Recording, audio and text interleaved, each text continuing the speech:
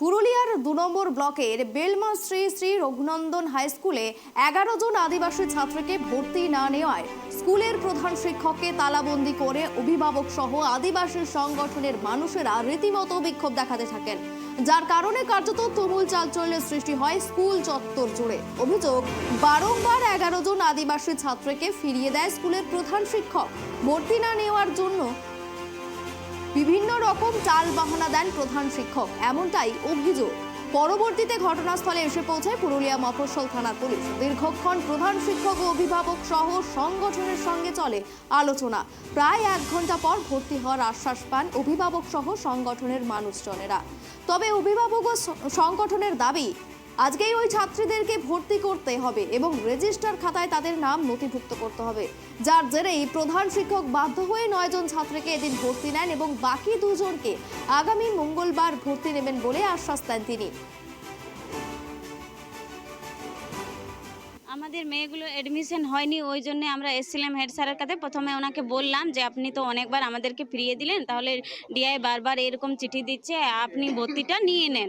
তো উনি বললেন আমার কোনো করার নেই, আমি ভর্তি নিতে পারবো না। এখনও ও কথা বললেন, কিন্তু আমরা বাধ্য হয়ে আমরা তালা লাগাই, ওনাকে তালা দিয়ে দিই। কেন ভর্তি নেবে না? আমাদেরকে এরকমভাবেই কি আমাদেরকে ঘুরিয়েবে? তাহলে তালা দিলাম। এখানে ২ নম্বর ব্লকের ওসি এসেছিলেন, নাম আমরা জানি না।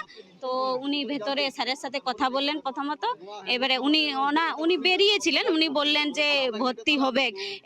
ভর্তি মুখে বললে আমরা মানবো না।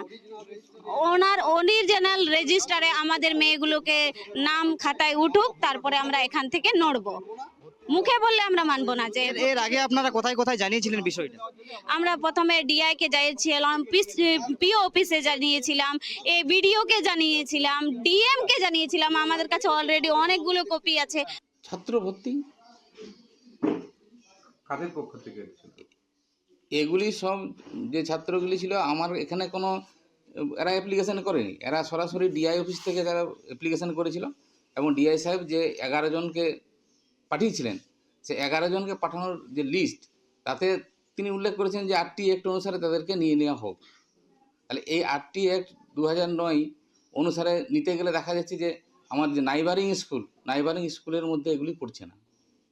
এগুলি প্রত্যেকেই বাইরে থেকে আসা ছাত্রী এবং তাদের যে ঠিকানা আর কি, কারো বলরামপুর, কারো বাগমুন্ডি, আরসা বা কারো কাশীপুর, সাতুড়ি, এরকম আর কি।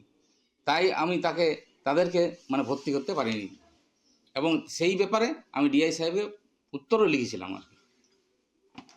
অবশেষে কি হলো? অবশেষে হলো এরা যেভাবে চড়া হলো, তাদের চাপের কাছে নথি স্বীকার করে বাধ্য হয়ে তাদেরকে ভর্তি নিতে হলো।